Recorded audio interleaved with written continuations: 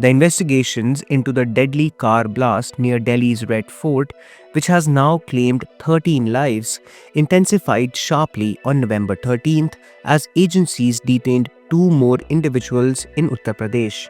The explosions, which took place on November 10th when a Hyundai i20 packed with explosives detonated near the historic monument, has triggered one of the widest counter-terror operations in the country in recent years. On 13th November, Delhi police detained Dr. Farooq, an assistant professor at GS Medical College in Hapur, while the Uttar Pradesh ATS picked up Mohammad Arif Mir, a first-year cardiology student at GVSM Medical College in Kanpur. Both men are originally from Jammu and Kashmir and are being questioned for suspected links to the module behind the blast.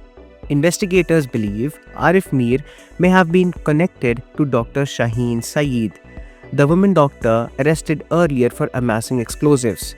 Meanwhile, J&K police have issued a red corner notice against another suspect, Dr. Muzaffar, believed to be in Dubai. He is the brother of Dr. Adil Ahmed Rather, who had been arrested earlier after an AK-47 was recovered from his locker during searches on November 7th. Haryana police too continued their action, recovering two more vehicles linked to the prime suspect, Umar Nabi. The blast itself is now clearer in the investigators' reconstruction.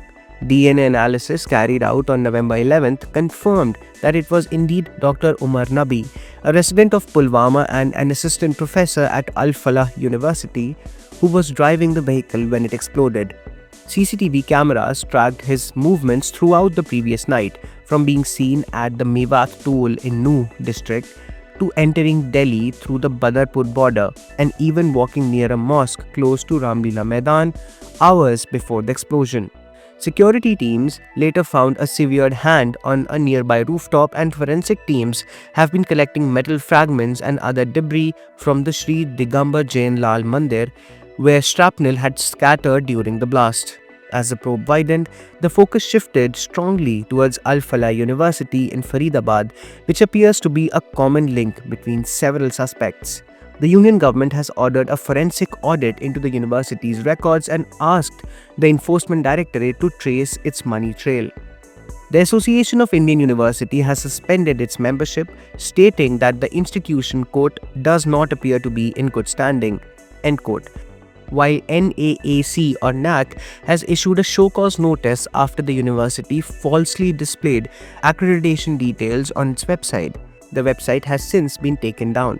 The police also found a suspicious Brezza car on the university campus, while the red Ford EcoSport owned by Umar Nabi was recovered from Khandavali village. Investigators say that the suspect used the encrypted Swiss communication app Crema to share maps, store ammonium nitrate and plan the explosion.